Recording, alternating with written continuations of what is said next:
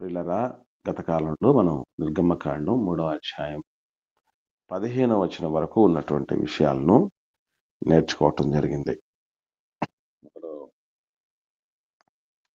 మోషే గారితో దేవుడు మాట్లాడినటువంటి సందర్భం, ప్రజల దగ్గరికి వెళ్ళు నాయన, నేను పిలిచానని చెప్పు, నేను పంపుతున్నానని చెప్పు అని మాట్లాడినప్పుడు, నేను విడిపిస్తాను, నడిపిస్తాను.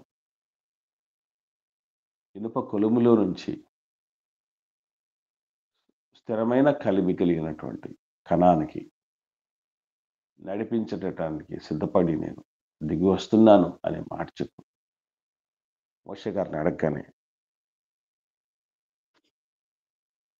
గొప్ప వాళ్ళకి ఉన్న మంచి లక్షణం ఏంటంటే అండి, వాళ్ళకు సందేహాలు వస్తాయి, వాళ్ళకి క్లారిటీ కావాలి. మోషే గారికి ఆ క్లారిటీ అవసరమైంది. ప్రభువా, మంచిదేనాయన, సంతోషం. ఏ దేవుడు పంపాడు నిన్ను? మోజేస్, నిన్ను ఏ దేవుడు పంపాడు అని అడుగుతారు. ఎందుకనంటే ఇశ్రాయేలుకు అనాదిగా తెలుసు, వాళ్ళ పితరులందరూ కూడా దేవుని నమ్ముకోవటానికి ముందు, నిజ దేవుని నమ్ముకోవటానికి, జీవం గల దేవుని నమ్మడానికి ముందే, సర్వశక్తి కలిగిన దేవుని నమ్మడానికి మునిపే అనేక మంది దేవి దేవతలను వాళ్ళు కూడా, వాళ్ళ పితరులు కూడా అనుసరించేవాళ్ళు. కాబట్టి ఎవరు మరి భ్రమించే దేవుడా, భ్రమైన దేవుడా, సత్యమైన దేవుడా అనేటటువంటి ఒక క్లారిటీ కోసం ఎవరు పంపారని అడుగుతారు. ఎందుకంటే ఈ భూమి మీద ఇశ్రాయేలీలు ఒకనాడు దేవుని ప్రజలుగా వర్ధిల్లినటువంటి ఇశ్రాయేలీలకు ఉన్నంత మేధస్సు ఎప్పటికీ లేదు.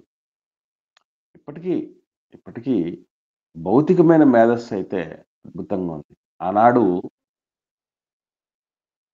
దేవుడి యొక్క అవగాహన, దేవుడి గురించినటువంటి సంగతులలో కూడా ఎక్కువ ఉండేది. ఇప్పుడు కేవలం అది భౌతికమైనటువంటి జ్ఞానానికి పరిమితం అయిపోయింది. ఏది ఏమైనా వాళ్ళు మేధావులు గనక అడుగుతారు, ఎవరు పంపించారు మోసెస్? ఎందుకంటే ఇది ఒక కొత్త క్యారెక్టర్ చాలా మందికి. మోషే గారు అనే క్యారెక్టర్ కొత్త క్యారెక్టర్. పాతోళ్ళకి తెలుసుండొచ్చు. 40 ఇయర్స్ బ్రేక్ తర్వాత మళ్ళీ వచ్చారంటే ఏంటి సంగతి?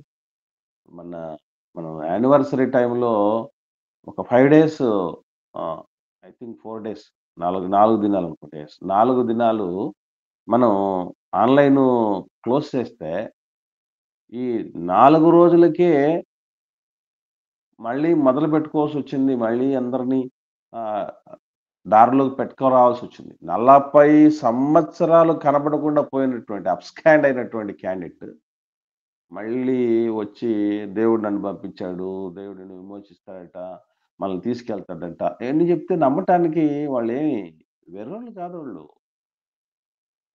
ఆ!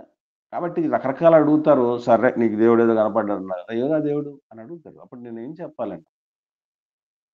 అనాదిగా దేవుడు కొత్త పేరుతో ప్రత్యక్షం అవ్వటం అనేది ఆయన ఇశ్రాయేలుకి ఇచ్చినటువంటి ఒక గురుతు, ఒక సూచన.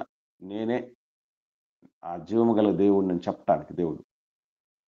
యెస్, నేను ఉన్నవాడినని చెప్పు నాయన. మోజేస్, నేను ఉన్నవాడినని చెప్పు. ఆయన విన్నవాడు, కన్నవాడు, ఉన్నవాడు, మనందరికీ చాలినవాడు. ఆ మాట చెప్పు అని ఈ మాటలు చెప్పిన తర్వాత నెక్స్ట్ టైమ్ ఏం జరుగుతుందనేది మనం ఈరోజు నేర్చుకునే ప్రయత్నం చేద్దాం. 3వ అధ్యాయంలో 16వ వచనం నుండి చివరి వచనం వరకు, 16వ వచనం నుండి చివరి వచనం వరకు ఉన్నటువంటి వాక్య భాగాలను మనం ధ్యానం చేస్తూ ముందుకు సాగుదాం. నేను మొత్తం వచనాలన్నీ చదువుతాను. జాగ్రత్తగా మీరు పరిశీలన చేయవలసిందిగా ప్రేమతో మనం చేస్తున్నాం. నీ వెళ్ళి ఇశ్రాయేలు పెద్దలను పోగు చేసి, మీ పితరుల దేవుడైన యెహోవా అనగా అబ్రాహాము, ఇస్సాకు, యాకోబుల దేవుడు నాకు ప్రత్యక్షమై ఇట్లను, నేను మిమ్మును ఐగుప్తులో మీకు సంభవించిన దానిని నిశ్చయముగా చూస్తిని. ఐగుప్తు బాధలో నుండి పాలు తేళ్లు ప్రవహించు దేశమునకు అనగా కనానీయులు, హిత్తీయులు, అమోరీయులు, పెరిజీయులు, హివ్వీయులు, ఎబూషీయులున్న దేశమునకు మిమ్మల్ని రప్పించెదనని సెలవిచ్చితినని వారితో చెప్పుము.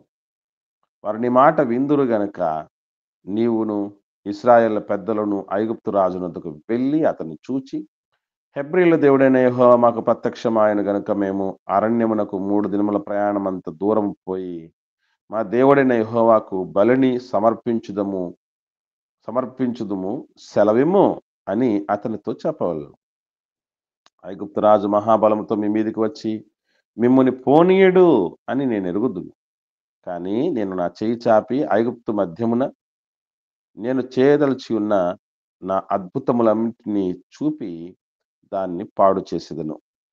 అటు తర్వాత అతడు మిమ్మల్ని పంపివేయును. మరియు నేను ఈ జనుల ఎడల ఐగుప్తీయులకు కటాక్షము కలగజేసేదను గనుక మీరు వెళ్ళునప్పుడు వట్టి చేతులతో వెళ్ళరు.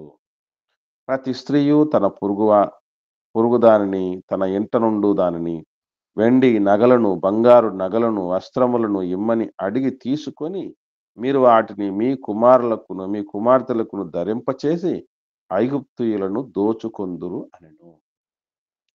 ఈ 3వ అధ్యాయంలో ఈ 16వ వచనం నుండి 22వ వచనం వరకు ఉన్నటువంటి ఈ వాక్య భాగాలు ఏదైతే ఉన్నాయో ఇవన్నీ కూడా సంక్షిప్తంగా ఈ 4వ అధ్యాయం ప్రారంభ వచనం నుండి 12వ అధ్యాయము చివరి వచనం మోస్ట్‌లీ. ఈ అధ్యాయాలన్నిటిలో జరుగుతున్నటువంటి విషయాల యొక్క సంక్షిప్త రూపం ఇక్కడ చెప్పబడింది. అంటే మనం ఒక 6 విభాగాలున్నాయండి. ఈ వచనాలన్నిట్లో కూడా 6 సీక్వెన్సెస్ ఉన్నాయి. అంటే ఒకదాని తర్వాత ఒకటి జరిగేటటువంటి సీక్వెన్సెస్. మొట్టమొదటిదేంటంటే అందరూ నోట్ చేసుకోండి. మోషే గారు ఇశ్రాయేలు పెద్దల ఎదుట నిలుచుట. మోషే గారు ఇశ్రాయేలీల పెద్దల ఎదుట నిలుచుట. ఇది మనకి 4వ అధ్యాయము 29, 30, 31 వచనాల్లో కనబడుతుంది. దేవుడు ఏదైతే ఈ 3వ అధ్యాయంలో చెప్పాడో మీరు చెప్తారు ఫస్ట్ ఆఫ్ ఆల్ ఇశ్రాయేల్ పెద్దల్ని పోగు చేసి వెళ్ళి మాట్లాడంటాడు కదా దేవుడు. అదే విషయం 4వ అధ్యాయము 29 నుంచి 31 వచనం వరకు కనబడుతుంది. ఏదైతే 3వ అధ్యాయంలో దేవుడు చెప్పాడో తర్వాత అన్ని ఇన్సిడెంట్లు అలా జరుగుతూ ఉంటాయి. అవి అక్కడే ఉంటాయి ఆ విషయాలు. నెక్స్ట్ రెండోది ఏంటంటే ఫరో దగ్గరికి వెళ్తాం. ఫరో ఎదుట ప్రత్యక్షమవుతాం. పెద్దలందరితో మాట్లాడతారు. వాళ్ళ ఆ పెద్దలందరిని తీసుకొని వెళ్ళి ఫరో రాజుతో దగ్గరికి వెళ్తారని చెప్పాడు కదా! అది ఫరో రాజుతో మాట్లాడుతున్నటువంటి సందర్భం 5వ అధ్యాయంలో మొదటి 3 వచనాల్లో కనబడుతుంది. మోషే గారు పెద్దలు వెళ్ళి ఫరో రాజుతో మాట్లాడుతున్న సందర్భం నిర్గమకాండం 5వ అధ్యాయము మొదటి 3 వచనాల్లో కనబడుతుంది. మూడోది ఫరో మిమ్మల్ని తన మహాబలంతో పోనీయడు అంటాడు కదా దేవుడు. పోనీయడు అంటాడు. ఆయన భవిష్యత్తు నెరిగినటువంటి దేవుడు కదా! అందుకే ఏం జరుగుతుందో చెప్తున్నాడు. అంటే అడ్డం పడ్డాడంటే ఇప్పుడు మనకేదన్నా ఒక సమస్య ఏదో ఒక మనం అనుకున్నాం. ఒక విషయం అనుకున్నామండి. ఒక పనిని పూనుకున్నాం. ప్రార్థనాపూర్వకంగానే పూనుకున్నాం. పూనుకున్నప్పుడు ఆటంకాలొచ్చాయనుకోండి, మనం ఏమనుకుంటాం బేసికల్లీ చెప్పండి?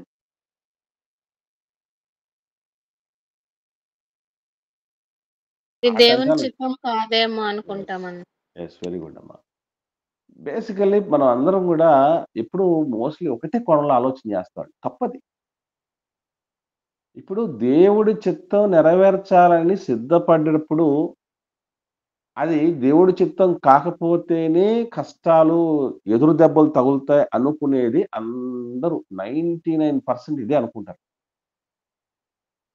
కానీ వాస్తవం ఏంటంటే, దేవుడి చిత్తం నెరవేర్చాలనుకున్నప్పుడే ఏమొస్తాయి?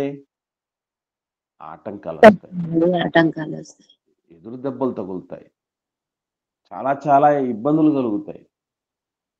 అది కూడా ఉంది. అది మరవకూడదు మనం. అది మరవొద్దు. ఒకనాడు ఏం జరిగిందంటే పడిపోయినటువంటి యెరూషలేము దేవాలయాన్ని తిరిగి కట్టాలని ఇశ్రాయేల్ ప్రయత్నించారు. ప్రయత్నించినప్పుడు ఏం జరిగిందంటే వాళ్ళకు ఎదురు దెబ్బలు తగులుతాయి. అన్నీ ప్రతికూలతలు వస్తాయి. అప్పుడు వీళ్ళేమనుకుంటారంటే ఓహో! ఇది దేవుడి చిత్తంలో లేదు. కాబట్టి ఈ విధంగా ఆటంకాలొస్తున్నాయని ఎవరి ఇళ్ళకి వాళ్ళు వెళ్ళిపోయి, ఎవరి కాపురం వాళ్ళు చేసుకుంటూ, ఎవరి పని బాటలో వాళ్ళు ఉండిపోయి ప్రశాంతంగా ఉన్నారు. దేవుడు అదే అంటాడు. నాయనా దేవుడి మందిరం నా మందిరం పాడైపోయి ఉంటే మీరు సరంబి వేయబడిన ఇళ్లలో ఉంటారా మీరు? అని మాట్లాడతాడు దేవుడు. అంటే ఏంటి అర్థం? ఆటంకం వచ్చిన ప్రతిసారి అది దేవుడి చిత్తంలో లేనిది అనుకుంటే, ఒకవేళ అనుకుంటే, ఎదురు దెబ్బలు తగిలాయి. అన్నీ ఆటంకాలే అనిపిస్తున్నాయి. అన్నీ అడ్డుగానే ఉన్నాయి. మార్గము సరళంగా లేదు. అంతా కన్‌ఫ్యూజింగ్‌గా ఉంది. ఎక్కడ గాని ఒక అడుగు ముందుకేయలేకపోతున్నాం అని అనుకున్న ప్రతిసారి, అలా ఉంటున్న ప్రతిసారి అది దేవుడి చిత్తం కాదంటే, ఇశ్రాయేలీయులకు అడ్డం పడిపోయాడు. ముసలి సముద్రంలో పడుకొని ఉన్న ముసల్లాంటోడట ఫరో రాజంటే చిన్నోడేం గాదు. నీళ్ళలో ముసలంటే ఎంత పవర్ ఉంటదండి దానికి. అటువంటి వాడు అడ్డుపడిపోయాడు. ఇశ్రాయేల్‌ని పోనివ్వలేదు. అందుకే ఒకవేళ మీరు బయటికి విమోచించబడాలన్నటువంటి ఉద్దేశంతో మీరు ప్రయత్నం చేస్తున్నప్పుడు, ఫరో రాజు మీకు అడ్డుపడితే, ఇది దేవుడి చిత్తంలో లేదని అనుకోవడానికి ప్రమాదం ఉంది. అది దేవుడికి తెలుసు. అందుకే ముందే చెప్తున్నాడు. ఏమని అంటే, ఫరో రాజు మిమ్మల్ని పోనివ్వడు. అయినా మీరు నా చిత్తంలో లేదు. ఇది దేవుడి చిత్తం కాదని మీరు మళ్ళీ బానిసత్వంలోకి వెళ్ళిపోతారు. అది ప్రమాదం ఉంది. అందుకోసమనే దేవుడు ముందుగానే పసిగట్టి చెప్తున్నాడు. ఫరో మిమ్మల్ని పోనివ్వడు. ఈ విషయాలు ఆహ్, 5వ అధ్యాయం నిర్గమకాండ 5వ అధ్యాయం 4వ వచనం నుండి 4వ వచనం నుండి 7వ అధ్యాయము 7వ వచనం వరకు ఇదే కనబడతంది మనకు. నిర్గమకాండం 5వ అధ్యాయం 4వ వచనం నుండి 7వ అధ్యాయము 7వ వచనం వరకు ఇదే కనపడుతుంది. ఈ ఈ విషయమే స్థూలంగా కనబడుతుంది. ఫరో ఎక్కడ గాని సుతరాను ఒప్పుకోడు. ససేమిరా అంటాడు. అడ్డుపడతాడు. చాలా ఇంకా ఈ కష్టాలు ఎక్కువ చేస్తుంటాడు ఇశ్రాయేల్‌కి. ఇదే కనపడుతుంది. ఫరో తిరస్కరణ కనపడుతుంది. సో, మొట్టమొదటిదేంటంటే మోషే పెద్దలతో మాట మోషే గారు పెద్దల ఎదుట నిలబడటం, పెద్దలతో మాట్లాడటం. రెండోదేంటండి? ఫరో ఎదుట ఆ! మోషే గారు పెద్దలు కలిసి ఫరో ఎదుట నిలబడటం. మూడోది ఫరో ఇశ్రాయేలుకు ఆటంకాలు తిరస్కరించటం. ఎదురవు వెరీ గుడ్ అమ్మా. ఫరో ఇశ్రాయేలును తిరస్కరించటం. ఇది కనపడుతుంది. పోనీయుడు నిన్ను ఐగుప్తు రాజు, ఫరో రాజు అని చెప్తారు కదా దేవుడు. అది. ఇక నాలుగో విషయం చూస్తే ఆయన పోనీయకపోతే నేను ఊరుకుంటానా? నేను అద్భుతాలు చేస్తానన్నాడు. అదే దేవుడు చేసిన అద్భుతాలే మనకు ఏ రూపంలో కనపడతాయి చెప్పండి? 10 రకాలైన తెగుళ్ళ రూపంలో కనబడతాయి. దేవుడు చేసిన అద్భుతాలు నిర్గమకాండంలో ఏ రూపంలో కనపడతాయంటే 10 రకాలైన తెగుళ్ళ రూపంలో కనబడతాయి. ఇది నిర్గమకాండం 7వ అధ్యాయం 8వ వచనం మొదలుకొని 12వ అధ్యాయం 29వ వచనం వరకు మొత్తం ఈ తెగుళ్ళకు సంబంధించి 10 రకాలైన తెగుళ్ళకు సంబంధించిన విషయాలే ఉంటాయి. 12వ అధ్యాయం 29వ వచనం వరకు. నిర్గమకాండం 7వ అధ్యాయం 8వ వచనం నుండి 12వ అధ్యాయం 29వ వచనం వరకు దేవుడు చేసిన అద్భుతాలు కనబడతాయి. 4 విషయాలయిపోయాయి. మొదటిది మోషే గారు ఇశ్రాయేల్ పెద్దల దగ్గర నిలబడటం. రెండవది పెద్దలు, మోషే గారు ఇరువురు కలిసి ఫరోతో మాట్లాడటానికెళ్ళటం. మూడవది ఫరో వెళ్ళనివ్వడానికి తిరస్కరించటం. నాలుగవది దేవుడు అద్భుతాలు చేయటం. ఐదో విషయం మీరు చూస్తే ఇంకా అద్భుతాల తర్వాత ఫరో ఏమైపోతాడు? సమ్మతిస్తాడు. అప్పుడు పంపిస్తాడు. అప్పుడప్పుడు ఆహ్, మన పిల్లల గురించి మనకి స్కూల్లోకి పిల్లలు తీసుకొస్తుంటారండి. స్కూ పేరెంట్స్ తీసుకొస్తారు. మాటలతో చెప్తూ ఉంటే నాయన అట్లా ఉండకూడదు, ఇట్లా వాళ్ళ మీద కంప్లెయింట్ తీసుకొచ్చినప్పుడు పేరెంట్స్ పిల్లల మీద కంప్లెయింట్ తీసుకొచ్చినప్పుడు మేము స్మూత్‌గా మాట్లాడితే వాళ్ళంటారప్పుడు. ఏమనంటే, "సార్ వాడికి అట్లా చెప్పకూడదు సార్. వాడికి అట్లా చెప్తే అస్సలు ఎక్కదు సార్. మాటకు ముందు 2 తన్నాలి, మాటకు తర్వాత 4 తన్నాలి సార్. వాడు తన్నితే తప్ప వాడికి అర్థం కాదంట." మరికొందరు పేరెంట్స్ ఉన్నారు. వాళ్ళని వాళ్ళ మీద పిల్లల మీద కంప్లెయింట్ చేయటానికి వస్తారు పేరెంట్స్. అప్పుడు బెత్తం వాడితే అప్పుడు చెప్తాడు వాళ్ళు పేరెంట్స్ ఏమని చెప్తాడు, "సార్ వీడికి కొడితే ఇంకా మొద్దుబారిపోతారు తప్ప ఇంకోటి కాదు సార్. వాడిని ఎంకరేజ్ చేయాలి సార్. వాడు ప్రోత్సహిస్తే వాడు నేర్చుకుంటాడు సార్. వాడికి ఆ మెంటాలిటీ ఉందని" చెప్తారు పేరెంట్స్. అరే నాకనిపించింది. అరే ఎట్ట చెప్పగలుగుతారు వీళ్ళిట్లా అనంటే, ఒకటే వాళ్ళు వాళ్ళ పిల్లలు. మన పిల్లల గురించి మనకు తెలియాలి. తెలుస్తుంటుంది. ఇప్పుడు దేవుని పిల్లలు ఎంత కాదనుకున్నా, ఎంత దుర్మార్గుడైనా ఫరో గూడా ఎవరండి? ఫరో గూడా దేవుని బిడ్డే గదా! కాబట్టి ఫరోకున్న మెంటాలిటీ ఏంటో దేవుడికి బాగా తెలుసు. మన మెంటాలిటీ కూడా తెలుసండోయ్! మనం ఎప్పుడు కుదురుకుంటాం, ఎప్పుడు బెదురుకుంటాం, ఎప్పుడు సర్దుకుంటాం అన్నీ తెలుసు ఆయనకి. మనం అనుకుంటూ ఉంటాం. ఆ! ఆయనకు తెలుసు ఫరో క్యారెక్టర్ ఏంటో తెలుసు. ఈ ఐగుప్తులో దాదాపు 400 సంవత్సరాలు బానిసత్వం చేసినటువంటి ఇశ్రాయేలీయులకు కూడా తెలియని విషయాలు. ఫరో గురించి ఫరో ఆవిడకి గూడా తెలియని విషయాలు.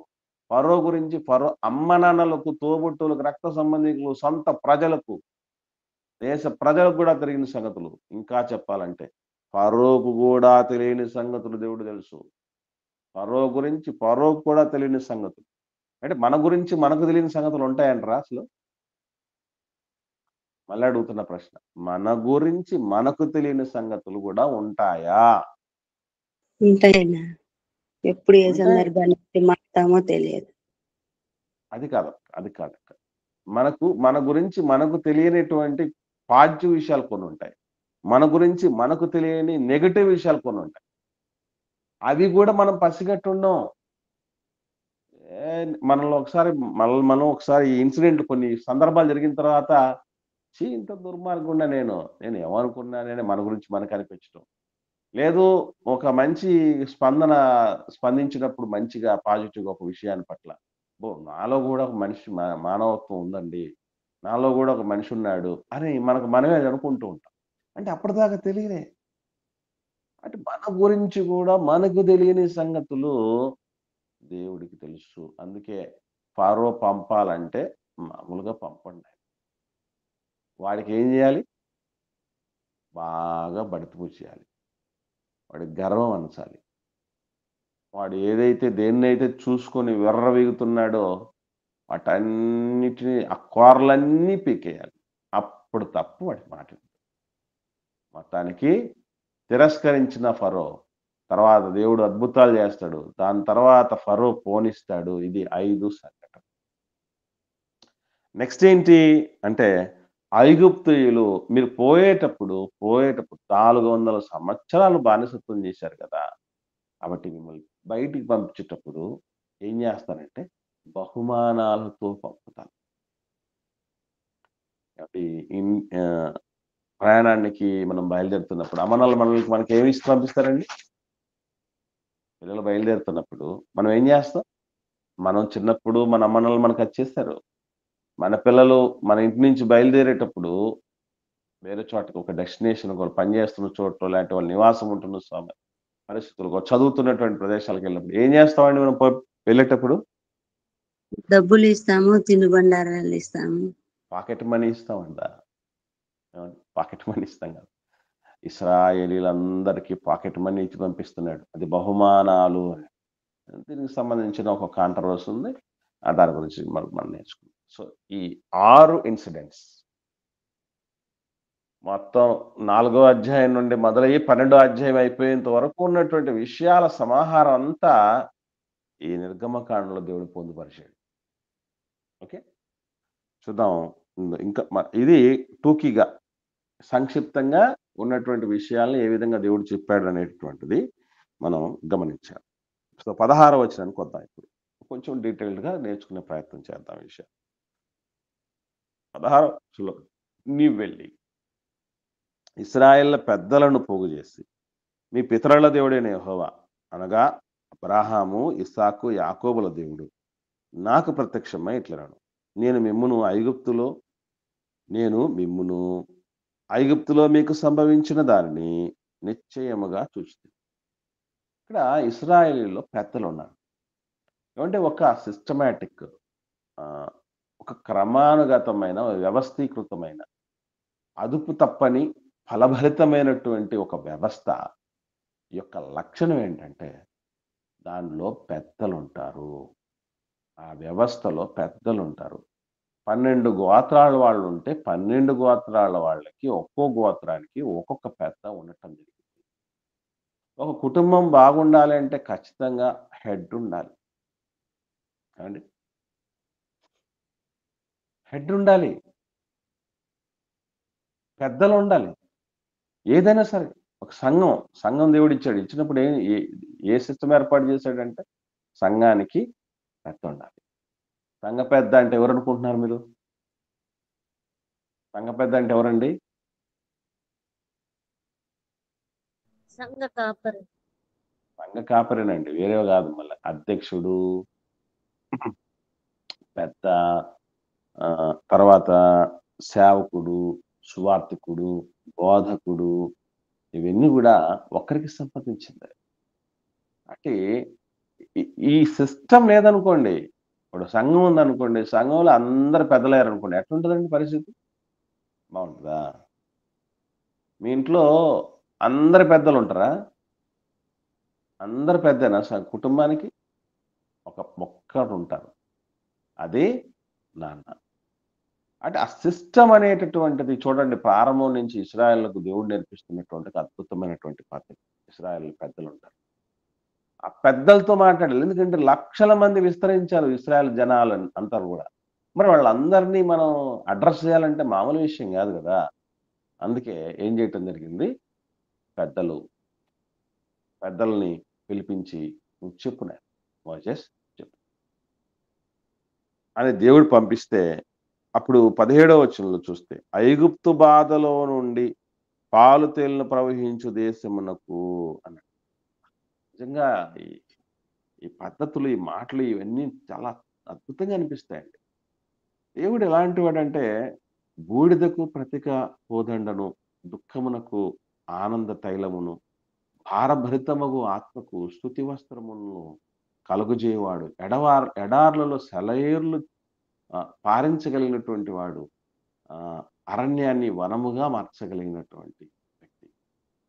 ఐగుప్తు బాధలు చాలా మంది మనం చూసినప్పుడు, నేను ఒకసారి చింత గురించి పాట రాస్తూ ఒక మంచి విషయం చెప్పా. గాలి తుఫానులను అణచిన క్రీస్తు యేసు ఉన్నాడు కదా, సంద్రవంతటి సమస్యనైనా సులువుగానే అణచేయడా అని రాశాను. విన్నారా పాటది? అందరికి ఐడియా ఉంది కదండి. కాబట్టి ఇక్కడ మీరు చూస్తే ఐగుప్తు బాధలని అణిచిన దేవుడు, మనకున్న బాధలు ఏమాత్రం అండి? ఐగుప్తు రాజు యొక్క వెట్టి పనులు, ఆయన చేయించే బాధలు మామూలుగా ఉండవండి. కావలసిన పని అయితే, వెట్టి పనులు అయితే చేయించుకుంటాడు, కానీ దానికి తగినటువంటి మెటీరియల్ ఇవ్వడు. సకాలానికి వర్క్ పూర్తి చేయాలి, దానికి తగిన కూలి ఇవ్వడు. ఎంత బాధ అండి! ఒక్క రోజు చేయాలంటే కూడా మనం చచ్చిపోతాం. కష్టపడి ఒకరు పని చేయించుకొని మనకు ఇవ్వాల్సింది ఇవ్వకుండా, మెటీరియలే పని కోసం మెటీరియల్ కూడా సరిగా సఫిషియెంట్ ఇవ్వకుండా, సకాలంలో పూర్తి చేయాలి, కూలి కూడా మనం మీకు ఇవ్వనంటే ఎట్లా ఉంటుందండి? 40 ఏళ్ళ బాధలు అనుభవించారండి. 400 సంవత్సరాలు, క్షమించండి, 400 సంవత్సరాలు మగ్గిపోయారు ఇశ్రాయేలీయులు. ఆ శ్రమల్లో నుంచి తీసుకొని వస్తాను. ఎక్కడికి తీసుకొని వస్తానంటే, మీరు వెళ్ళేటటువంటి ఆ భూమి, ఆ దేశం, ఆ పరిస్థితులు అన్నీ ఐగుప్తుకు చాలా భిన్నంగా ఉండేటివి. చాలా సారవంతమైన, నెమ్మది కలిగినటువంటి ప్రదేశాన్ని నేను తీసుకెళ్తాను అని దేవుడు భరోసా ఇచ్చాడు. తర్వాత 18వ వచనంలో, వారిని మాట విందురు గనుక నీవు ఇశ్రాయేలు ఇశ్రాయేలు పెద్దలను ఐగుప్తు రాజు వద్దకు వెళ్ళి అతను చూచి, పెద్దల దగ్గరికి పోయి మాట్లాడతావు కదా మోజెస్, వింటారయ్యా వాళ్ళు.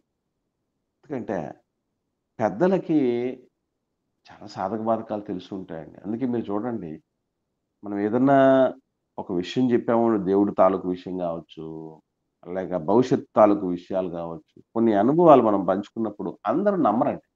నమ్ముతారా? అందరూ నమ్ముతారండి? మనం మనం చెప్పే ప్రతి మాట నమ్ముతారండి అందరూ? మరన్నా నమ్మరు సార్. నమ్మరండి. ఎవరు నమ్ముతారు అంటే, ఇదిగో మళ్ళీ ఏదో ఆడవాళ్ళ బాధలు ఆడవాళ్ళకి తెలుస్తాయి అంటారు కదా. అట్లాగా పెద్దోళ్ళ బాధలు ఎవరికి తెలుస్తాయండి? పెద్దోళ్ళకి తెలుస్తాయి. ఒక అమ్మ బాధ అమ్మకి అర్థం అవుతుంది. ఒక తండ్రి బాధ, యజమానుడి బాధ మరి యజమానుడికి అర్థం అవుతుంది. అట్లాగే ఇప్పుడు ఒక పెద్దగా ఇశ్రాయేల్ సమాజానికి పెద్దగా మోషే గారిని దేవుడు ఏర్పాటు చేసుకొని, నాయన నువ్వు పెద్దవి కాదు, ఈ పెద్ద మనసు, నేను ఒక పెద్దని, తండ్రి అయిన దేవుడు ఒక పెద్ద, అందరికీ స్వానికి పెద్ద, ఆయన ఏర్పాటు చేసుకున్న దైవజనుడు పెద్ద. ఆ దైవజనుడిని కూడా అర్థం చేసుకోవాల్సిన వాళ్ళు ముందుగా పెద్దలే. అందుకే నీ మాట వింటారు వాళ్ళు, మాట వింటారు. నేను కూడా చాలాసార్లు చెప్తూ ఉంటాను. ఇప్పుడు ఒక దైవజనుడు బాధ ఏంటో అర్థం కావాలనుకోండి, కనీసం మీరు ఏ స్థాయికి పోతే అర్థం అవుద్దండి? కనీసం ఏ స్థాయికి వెళ్తే అర్థం అవుద్ది దైవజనుడి పరిస్థితులు ఏంటో అర్థం కావాలంటే? ఆయన పరిచర్య లేకపోతే అర్థం.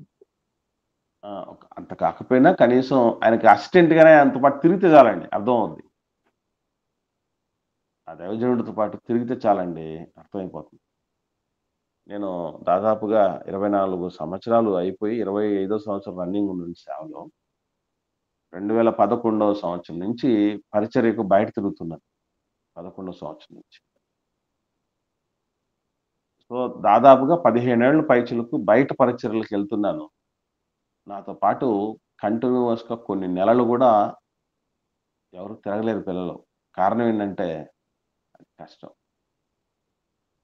కొన్ని సందర్భాల్లో ట్రైన్ రిజర్వేషన్ చేసుకొని ఉంటామండి. ఆ వెన్యూను దాటి, ఆ మీటింగ్స్‌ను దాటి రిజర్వ్డ్ ట్రైన్ పట్టుకోవటానికి ఉరుకులు పరుగు. ఎక్కడ ట్రైన్ మిస్ అయిపోతుందని ఆ భయం, అది మిస్ అయిపోతే మళ్ళీ ఇబ్బంది అవుతుంది కదని. ఈ క్రమంలో ఈ టెన్షన్‌లన్నీ ఈ పిల్లలు చూసి కొన్ని సందర్భాల్లో ఫెసిలిటీస్ ఉండవు. దోమలతో కరిపించుకునే పరిస్థితులుంటాయి. ఆ బ్యాచిలర్‌లు రూములలో కూడా కొంతమంది పెట్టేస్తారు. దాంతో సిబ్బంది. తిండికి వాతావరణం కొందరు పట్టదు. తిండి పట్టదు. ఈ రకరకాలైన పరిస్థితుల మధ్య ఈ కలిసి కొన్ని నెలలు కూడా నాతో పాటు చాలా మంది ట్రావెల్ చేయలేరు. ఎందుకంటే వాళ్ళకు తెలిసింది, అర్థమైంది వాళ్ళకి. చాలా రిస్కీ జాబ్ అని. రిస్కీ జాబ్ అని అర్థమైపోయింది. తెలుసుకున్నారు కాబట్టే మన వల్ల కాదని ఇప్పటికి కన్సిస్టెంట్‌గా స్థిరంగా నాతో పాటు ఎవరు ఒకరంట ఉండలేని పరిస్థితులు. ఎందుకనంటే ఆ పెయిన్ వాళ్ళకి తెలుసు. కానీ దాని వెనకున్న గెయిన్ తెలియట్లా. అదే సమస్య. పెద్దలతో మాట్లాడు మోజెస్, వాళ్ళు వింటారు నీ మాట. ఎందుకంటే వాళ్ళ పెద్దలే కదా, అన్ని తెలుసు వాళ్ళకి. కాబట్టి నువ్వు వెళ్ళి మాట్లాడు. మాట్లాడిన తర్వాత వాళ్ళు, ఆ పెద్దలు, నువ్వు అందరూ కలిసి ఫరో దగ్గరికి వెళ్ళిపోయి ఏం చెప్పమంటున్నాడు? 18వ వచనం చూద్దాం. 18వ వచనంలో ఇదిగో రాజు దగ్గరికి వెళ్ళి ఏం చెప్పమంటున్నాడు? హెబ్రీయుల దేవుడైన యెహోవా మాకు ప్రత్యక్షమాయెను గనుక మేము అరణ్యమునకు 3 దినముల ప్రయాణమంత దూరము పోయి మా దేవుడైన యెహోవాకు బలిని సమర్పించుదుము, సెలవిమ్ము అని అతనితో చెప్పాలి. ఇప్పుడు ఇక్కడ మనం బాగా ఆలోచించే వాళ్ళం అయితే ఒక క్వశ్చన్ మనకు రైజ్ అవ్వాలి. ఒక ప్రశ్న ఉద్భవించాలి. ఏమండి, ఈ వచనంలో మీకు ఏమైనా సందేహం కలగలేదా? అనిపించలేదా? అనిపిస్తే ఒకవేళ ఏంటి ఆ సందేహం అనిపించింది? ఏమీ సందేహం అనిపించలేదా? హెబ్రీయుల దేవుడను. ఓకే. హెబ్రీయుల దేవుడు, ఇశ్రాయేలు దేవుడు అన్నా ఇబ్బంది లేదు. సమస్య ఏం కాదు. ఎందుకంటే ఆ హెబ్రీయుల దగ్గర నుంచే అబ్రహాం గారు రావటం జరిగింది. అబ్రహాం గారిలో నుంచి యాకోబు గారు రావటం జరిగింది. యాకోబు గర్భవాసన పుడుతున్న వాళ్ళందరినీ ఇశ్రాయేలీయులు అంటారు. మనకది తెలుసు. అది కాదు. ఇంకా ఇంకా చెప్పండి. ఇక్కడ ఒక కాంట్రవర్సీ కనపడుతుంది అనిపిస్తుంది ఒక విషయం. మీరది క్యాచ్ చేయాలి. ఎందుకంటే మనం ఊరికే చెప్పండక్క. దేవుడైన యెహోవా మాకు ప్రత్యక్షమాయన గనక మేము అరణ్యంలో పోయి 3 దినముల ప్రయాణం అంత దూరం పోయి దేవునికి బలి అర్పించాలి అని చెప్పి అప్పటికి 40 సంవత్సరాలు అయింది కదన్నా దేవుడి వారికి కనిపించారు. కాదక్క. ఇంకా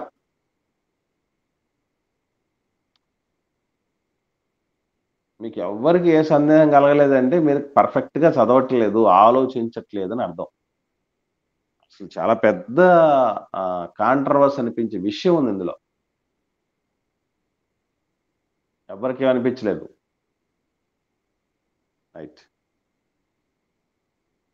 అరణ్యానికి పోయి 3 దినాల ప్రయాణం అంతా వెళ్ళిపోయి మేము అక్కడ బలి అర్పించి వస్తాము అని అడగడానికి వెళ్ళారు. ఇది అబద్ధమా? నిజమా? అబద్ధమని. మరి అక్కడ ఎందుకు మీకు డౌట్ అనిపించలేదు? అసలు దేవుడేం చెప్పాడు? అక్కడి నుంచి విడిపించి కనానుకు తీసుకెళ్తారన్నాడా? లేకపోతే 3 దినాలు ప్రయాణం చేసినంత దూరం వెళ్ళేసి అక్కడ బలి అర్పించేసి మళ్ళీ తిరిగి రమ్మని పంపించాడా?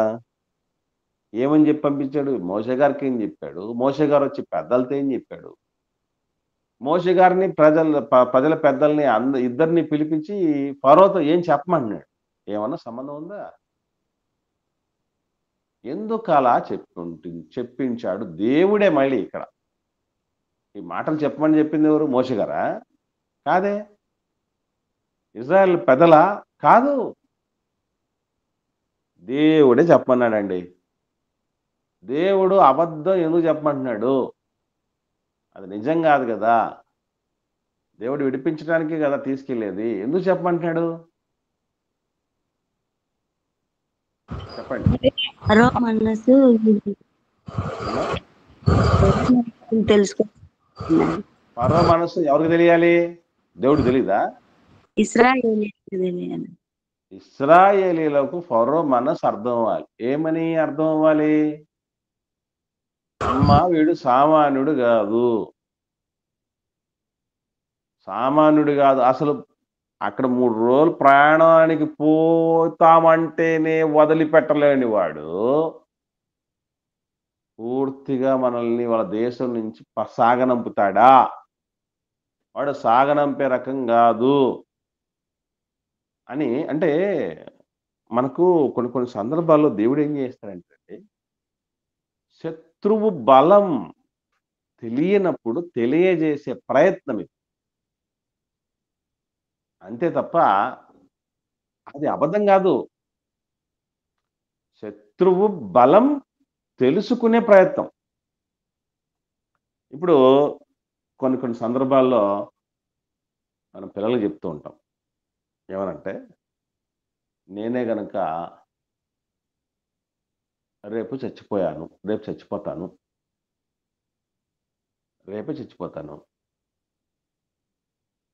మీ రియాక్షన్ ఎట్లుంటుందో తెలుసుకోవాలనే ఉద్దేశంతో ఏం చేస్తారంటే చనిపోయినట్టు యాక్షన్ చేశారు ఒకసారి తల్లిదండ్రులు. చనిపోయినట్టు యాక్షన్ చేయటం జరిగింది. అప్పుడు పిల్లల రియాక్షన్ ఎట్లా ఉంటుందో చూద్దామని. ఇప్పుడు అది చనిపోయింది నిజమా? అబద్ధమా? అబద్ధమే.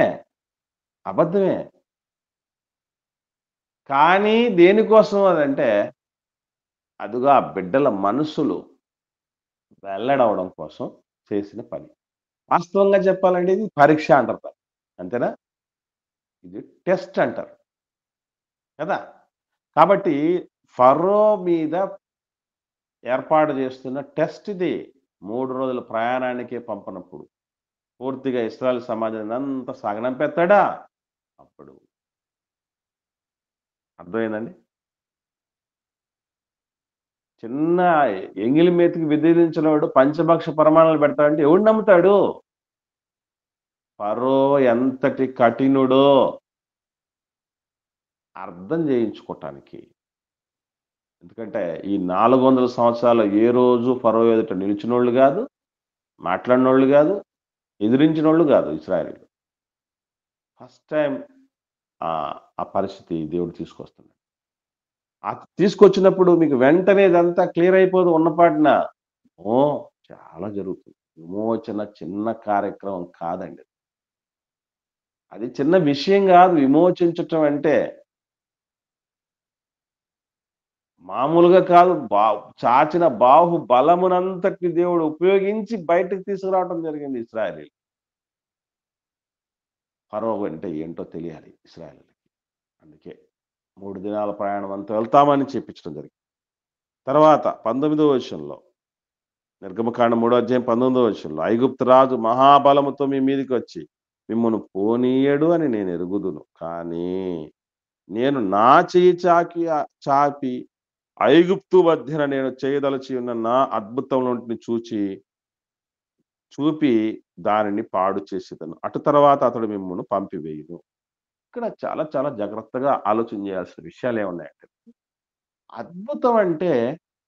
అద్భుతం అంటే బాగా ఆలోచన చేయండి. ఇక్కడ కూడా ఒక క్వశ్చన్ మనకు ఉద్భవించాలి. అదేంటంటే, అద్భుతాలు చూపి ఏం చేస్తాడని చెప్పాడు ఐగుప్తుని దేవుడు? ఏమండి? నాశనం పాడు చేస్తాడు. చేస్తామంటాను. అద్భుతాలు పాడు చేస్తాయా? నేను అన్నా ప్రశ్న ఇది. ఇప్పుడు అద్భుతం అంటే మనం గొప్పదనుకుంటామా లేదా? శ్రేష్టమైనది అనుకుంటాం లేదా? అనుకుంటామండి. మరి ఇదేంటిది? అద్భుతాలు చూపి పాడు చేస్తానంటున్నాడు దేవుడు. ఎలా అర్థం చేసుకోవాలండి దీన్ని? అద్భుతం అంటే గొప్పది కదా, ఆశీర్వాదానికి సంబంధించింది కదా, విడుదలకు సంబంధించింది కదా. మరి పాడు చేస్తానంటున్నాడు ఏంటి అద్భుతాలతో? అవి ఇశ్రాయేలుకు మాత్రమే అద్భుతాలు, నా ఐగుప్తీయులకు అవి నాశనకరమైనటివి అన్న. వాళ్ళ మీదకే కదా అన్న. వెరీ గుడ్ అమ్మా. ఇక్కడ గుర్తుపెట్టుకోవాల్సిన విషయం ఒకటేనండి. చిన్న ఎగ్జాంపుల్ చెప్తే మీకు అర్థం కాదు. మనకు రోగం వచ్చిందండి, దేవుడు మన జీవితంలో అద్భుతం చేశాడు అంటే ఏం చేసి ఉండాలి? రోగాన్ని పాడు చేసి ఉండాలి, అంతేనా? రోగాన్ని తీసేసి ఉండాలి. అంటే ఇశ్రాయేలు పట్టినటువంటి చీడను అద్భుతంతో ఏం చేశాడు? చంపేశాడు. అంటే అద్భుతములో ఒకవైపు ఏం జరుగుతుందంటే, ఒకదాన్ని పాడు చేయటం జరుగుతుంది, ఒకదాన్ని బాగు చేయటం జరుగుతుంది. అదనమాట అద్భుతం అంటే, 2 వైపులా జరిగేటటువంటి కార్యం. శత్రువుకు వినాశనం, బిడ్డలకు ఆశీర్వాదం, అంతే. కాబట్టి అద్భుతాన్ని కూడా ఏ రూపేణా మనం స్వీకరిస్తున్నాం అనేది ముఖ్యం. ఐగుప్తీయుల్లాగా స్వీకరిస్తున్నావా, లేకపోతే ఐగుప్తులో ఉన్న ఇశ్రాయేలీల్లాగా స్వీకరించుటకు సిద్ధపడుతున్నావా? అద్భుతం అనగానే ఎగిరి గంతేయకూడదు. అర్థమవుతుందండి? అద్భుతం అనగానే పాటలు కూడా ఉన్నాయి, ఈ మధ్యకాలంలో చాలా వచ్చాయి. అద్భుతం చేయుమయా నా జీవితంలో. పాట విన్నారా? విన్నామన్నా. విన్నారు కదా. అద్భుతాలు అనగానే మనం ఒకవైపు మనం బాగా అటెంప్ట్ అయిపోతాం. చాలా స్పందనలు చాలా ప్రత్యేకంగా ఉంటాయి. కానీ అద్భుతం అంటే, అద్భుతానికి మరొక కోణం కూడా ఉంది. ఒకే అద్భుతం ఒక జనానికి శాపంగా పరిణమించింది, ఒక జనానికి ఆశీర్వాదంగా పరిణమించింది. కాబట్టి మనం అద్భుతం పట్ల ఎట్లా వ్యవహరిస్తున్నాం అనేది చాలా ముఖ్యం. ఒక విషయం చెప్పంటారా? మనకు కూడా చాలా చాలా ఇబ్బందులు, ఇక్కట్లు వస్తున్నాయంటే అది కూడా దేవుడు చేసిన అద్భుతమే. ఐగుప్తులకు ఇక్కట్లు వచ్చాయే, ఐగుప్తులకు బాధలు వచ్చాయే, అది దేవుడు ఎలాగైతే అక్కడ చేసిన అద్భుతం అంటారు. మనం కూడా మన అవిధేయతలకు శిక్ష పడుతూ ఉంటే అది దేవుడు చేసిన అద్భుతం. అది కూడా అద్భుతమే, మర్చిపోకండి. కాబట్టి అద్భుతాలతో నేను పాడు చేసేస్తాను దాన్ని అని చెప్పాడు. అదే అద్భుతంతో మిమ్మల్ని విడుదల చేస్తాను. తర్వాత, నేను ఈ జనుల ఎడల ఐగుప్తీయులకు కటాక్షము కలగజేసేది గనక మీరు వెళ్ళినప్పుడు వట్టి చేతులతో వెళ్ళరు. ప్రతి స్త్రీ తన పొరుగు దానిని, తన ఇంట నుండి దానిని వెండి నగలను, బంగారు నగలను, వస్త్రములను ఇమ్మని అడిగి తీసుకొని మీరు వాటిని మీ కుమారులకు, మీ కుమార్తెలకు ధరింపజేసి ఐగుప్తీయులను దోచుకుందురు. ఇక్కడ కూడా ఒక పెద్ద సందేహం. నేను ఐగుప్తీయుల దగ్గర నుంచి వాళ్ళకు తీసి మీకు ఇప్పిస్తాను అంటున్నాడు ఒకవైపు. బాగానే ఉంది ఇంతటిదాకా. కానీ మనకెక్కడ సమస్య అనిపిస్తుంది అంటే, ఐగుప్తీయులను దోచుకుంటారు మీరు ఆ విధంగా. ఇప్పుడు నాకు డౌట్ ఏంటంటే, ఇశ్రాయేలీయులకు ఐగుప్తీయులు బంగారు, వెండి నగలు, వస్త్రాలు లాంటివి బహుమానంగా ఇచ్చారా? లేకపోతే వాళ్ళ దగ్గర నుంచి ఐగుప్తుల దగ్గర నుంచి ఇశ్రాయేలు దోచుకున్నారా? 2 ఉన్నాయి ఇక్కడ. 2 విషయాలున్నాయి. దీన్ని ఎట్లా అర్థం చేసుకోవాలి? ఏవండీ? ఇంకో విషయం దీనికి సంబంధించి ఒక క్లారిఫికేషను ముందటి అధ్యాయాల్లో కూడా దేవుడు చెప్పాడు. వాటిని కూడా మనం ఒకసారి చూద్దాం. అక్కడ కూడా దేవుడు ఏమంటున్నాడు చూద్దాం. 11వ అధ్యాయం చూద్దాం. 2, 3 వచనాలు ఒకరు చదవండి. నిర్గమకాండము 11వ అధ్యాయము 2, 3 వచనాలు. కాబట్టి తన చెలికాని యొద్ద ప్రతి పురుషుడును, తన చెలికత్తె యొద్ద ప్రతి స్త్రీయును వెండి నగలను, బంగారు నగలను అడిగి తీసుకొనుడని ప్రజలతో చెప్పుము. యెహోవా ప్రజల ఎడల ఐగుప్తీయులకు కటాక్షము కలగజేసెను. అదిగాక ఐగుప్తు దేశంలో మోషే అను మనుషుడు ఫరో సేవకుల దృష్టికిని ప్రజల దృష్టికిని మిక్కిలి గొప్పవాడాయెను. సో, ఈ 2 వచనాలు చూసిన తర్వాత మనకు ఏమనిపిస్తుంది చెప్పండి?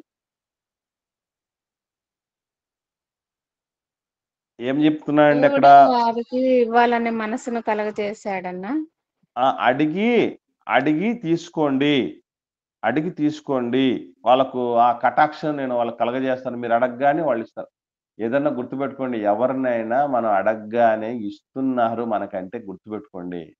ఆ ఇస్తున్న ప్రజలకు మన ఎడల కటాక్షం కలిగేటటువంటి విధంగా దేవుడు కార్యం చేస్తున్నాడని అర్థం. మనం చాలా అడుగుంటామండి. దేవుడిని అడుగుంటాం, మానవుల్ని అడుగుంటాం.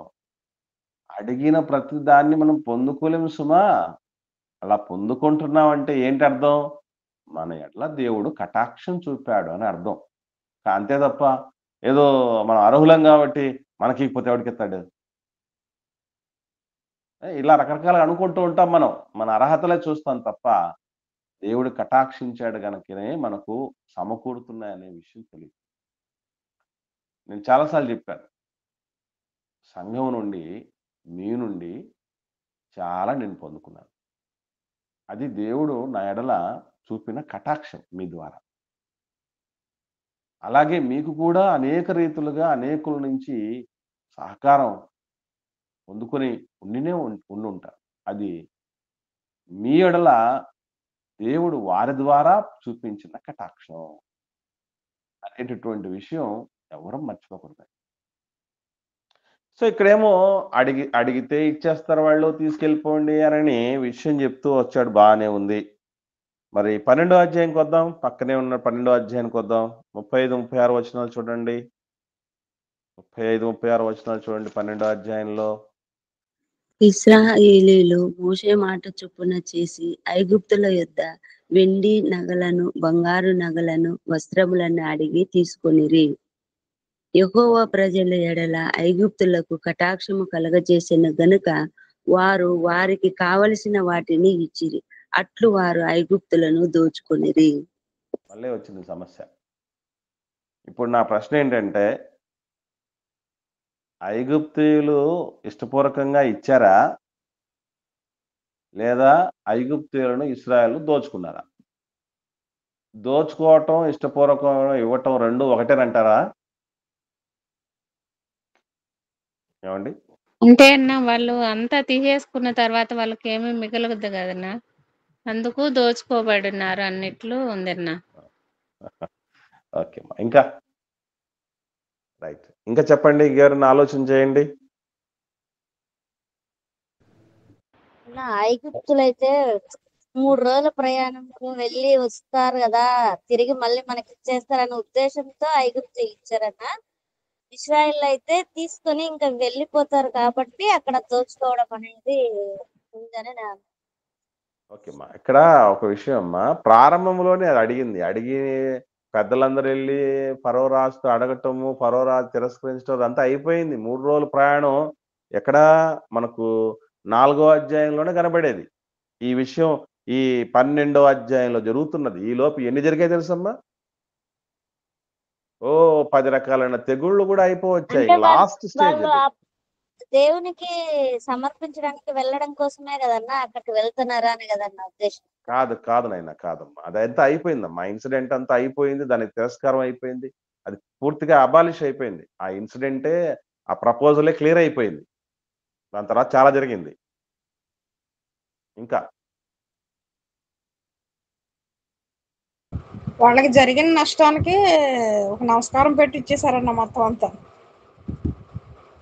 ఐగుప్తీయులకు జరిగిన నష్టానికి.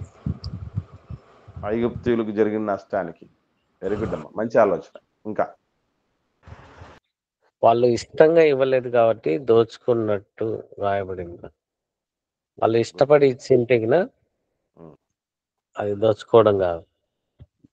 ఓకే తమ్ముడు, రైట్.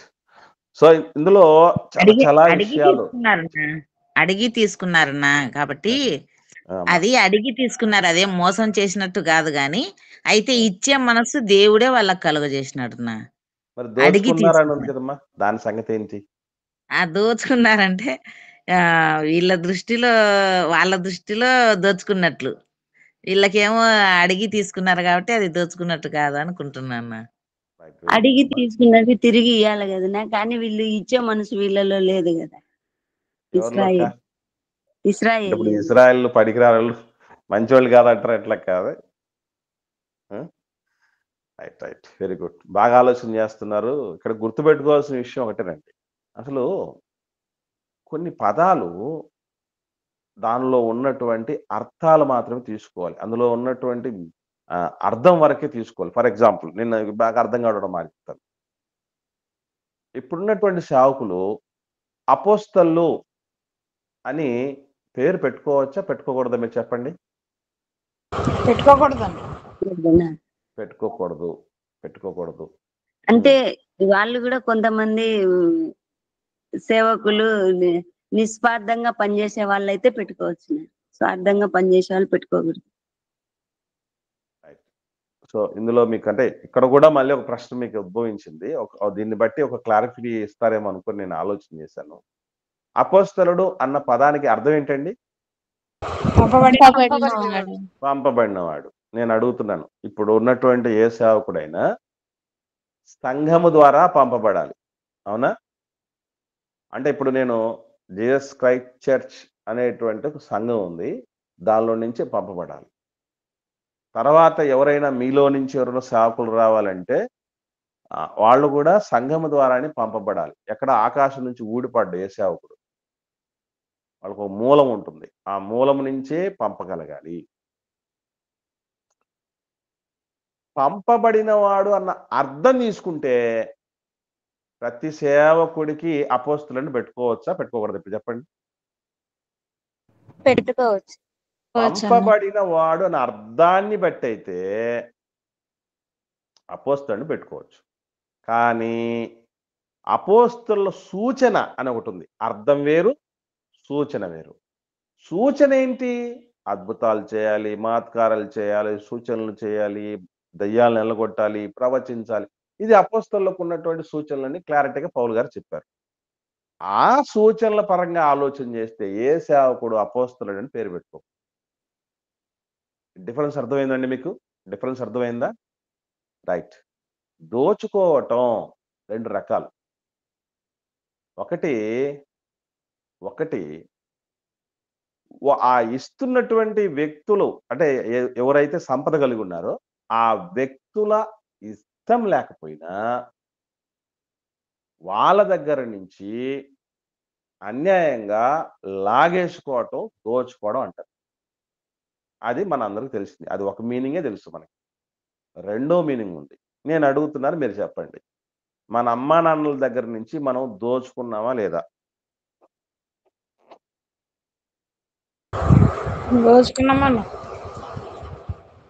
ఇప్పుడు మన పిల్లలకు మనం దోచి పెడతామా లేదా? పెడతామన్న. ఉన్నదంతా ఇచ్చేస్తారన్న. అంతే కదండి. అంటే ఇక్కడ దోచుకోవటం అంటే గుర్తుపెట్టుకోవాల్సిన విషయం 2 విధాలుగా ఉంది. ఒకటి సమ్మతితో తీసేసుకోవటం. అంటే వాస్తవంగా దోచుకొనుట అనే పదానికి అర్థం రెండో విషయం. రెండో అర్థం ఏంటంటే ఎక్కువ మొత్తంలో ఉన్న పాటన వచ్చి పడడం. అంతకుముందు ఉండదు. కానీ ఒక వ్యక్తి దోచుకున్న తర్వాత ఏమవుద్ది? ఎక్కువ సంపద వచ్చి పడుతుంది. ఇప్పుడు ఫర్ ఎగ్జాంపుల్ మనం రిటైర్ అవుతున్నారు. జాబర్స్ ఉన్నారు కదా! వాళ్ళు రిటైర్ అయ్యారు. రిటైర్ అయిన తర్వాత ఏమొస్తాయి? రిటైర్మెంట్ బెనిఫిట్స్ వస్తాయి. రిటైర్మెంట్ బెనిఫిట్స్ వచ్చినప్పుడు పిల్లలకు అంతంత మాత్రమే ఉన్నా ఆ బెనిఫిట్స్ వచ్చిన తర్వాత ఏమవుద్ది? ఉన్న పాటున వాళ్ళకి సంపద వచ్చి పడుతుంది. అంటే దోచుకొనుట 2 రకములు. ఒకటి మనది కానిది ఇతరులదేన్ని వాళ్ళకి ఇష్టం లేకపోయినా బలవంతంగా లాక్కోవటం దోచుకోవటమే. మందే అసలు ఆ సంపద అంతా ఎవరిదండి? ఐగుప్తీయులు బంగారు నగలు, వస్త్రాలు ఎన్ని కలిగి ఉన్నారే. ఎవరండి అవన్నీ కష్టపడి సంపాదించిందనుకుంటున్నారు మీరు? ఇశ్రాయేలు కష్టపడితే వాళ్ళు ఇశ్రాయేలీల కష్టార్జితం అండి అది. కష్టార్జితం అది. అంటే వాళ్ళు నిజంగా ఆ ఆస్తికి వారసులు ఎవరు? ఇశ్రాయేలు ఇశ్రాయేలీలే వారసులు. ఇశ్రాయేలీలే వారసులు. అంటే ఒక్క మాటలో చెప్పాలంటే వాళ్ళు అంతవరకు సంపాదించుకున్నది ఈ ఐగుప్తుల దగ్గర పెట్టున్నారు. వాళ్ళ దగ్గర నుంచి దేవుడు ఇప్పించాడు. అర్థమవుతుందండి? డిఫరెన్స్ అర్థమవుతుందా? కాబట్టి ఇశ్రాయేలీలు అంటే దోచుకునేవాళ్ళు కాదండి. మర్చిపోకండి. దుర్మార్గులు కాదు వాళ్ళు. దొంగలు కాదు వాళ్ళు. దొంగలు కానే కాదు. మర్చిపోకూడదు. సో మన పిల్లలకు మనం దోచి పెడతాం. ఎందుకంటే వాళ్ళు అర్హులు కాబట్టి, వారసులు కాబట్టి, ఆస్తికి వారసులు కాబట్టి. దాన్ని కూడా దోచిపెట్టడమే అంటాం. అర్థమవుతుందా? దోచిపెట్టడం అంటే పాజిటివ్‌గా ఆలోచన చేయాలి, నెగెటివ్‌గా ఆలోచన చేయాలండి. ఇంతకుముందు చెప్పాం కదా! అద్భుతాలు అనగానే మనకు ఏమర్థం అవుతాయి? అద్భుతం అంటే గొప్పది, మేలు చేసేది, ఆశీర్వాదాలకు సంబంధించింది అనుకుంటాం. కాదు కాదు. అద్భుతం అంటే నాశనం చేసేది కూడా. కాకపోతే నాశనానికి అద్భుతాన్ని వాడుకుంటున్నామా? లేకపోతే మనం మేలుకరమైనటువంటి మేలైన స్థితిని పొందుకోవటానికి అద్భుతాన్ని వాడుకుంటున్నాం అనేది ముఖ్యం. ఇదండి విషయం. కాబట్టి ఇశ్రాయేలీలు దోచుకున్నారా? అంటే ఏం చెప్పాలి మనం?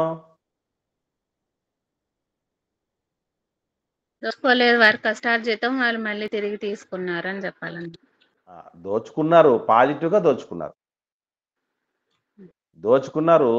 అర్హత కలిగి దోచుకున్నారు. అమ్మా నాన్నల నుంచి తీసుకున్నట్టు దోచుకున్నారు. అర్థమవుతుందండి? కాబట్టి మన పిల్లలకు మనం దోచిపెడతాం. మన పిల్లలు మన దగ్గర ఉన్నదాన్ని దోచుకుంటారు. ఆ సెన్స్‌లో వాడబడింది ఇది. అంతే తప్ప నెగెటివ్ సెన్స్ అందులో మనం ఆలోచన చేయాల్సిన పనే లేదు.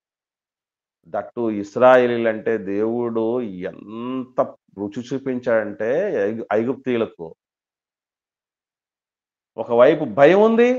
మరోవైపు వాళ్ళు 400 సంవత్సరాలుగా ఎంత నమ్మకస్తులో అర్థమైంది ఐగుప్తీయులకి. ఈ 2 ఉన్నాయి. ఇశ్రాయేల్ అంటే ప్రేమ ఉంది వాళ్ళకి. ఎందుకంటే ఏ రోజు ఒకటి ఆశించిన వాళ్ళు కాదు. పని చేయటానికి సరైన మెటీరియల్ ఇవ్వకపోయినా, పనికి తాలూకు కూలి ఇవ్వకపోయినా కిమ్మనకుండా వందల సంవత్సరాలు ఊడిగం చేసినోళ్ళు. అది తెలుసు ఐగుప్తీయులకి. ఎప్పుడు అడగలేదు వాళ్ళు. అడిగేశారు. అందుకే ఐగుప్తులకు ఒకవైపు దేవుడు వాళ్ళ పట్ల ఉన్నాడు. వాళ్ళని మనం నిజంగానే అన్యాయం చేశాం, దోచుకున్నాం అన్నటువంటి విషయం తెలుసు. వాళ్ళు అడగగానే ఇది వాళ్ళదే అన్నటువంటి రీతిగా ఐగుప్తులు కూడా ఇచ్చేశారు. ఇది 3వ అధ్యాయం చివరి వరకు ఉన్నటువంటి విషయాలు. ఇదే ఎవరికన్నా ఏమైనా సందేహాలు ఉంటే దయచేసి అడగండి. లేని పక్షాన ఒకరు ప్రార్థన చేయండి, మనం ముగించుకుందాం.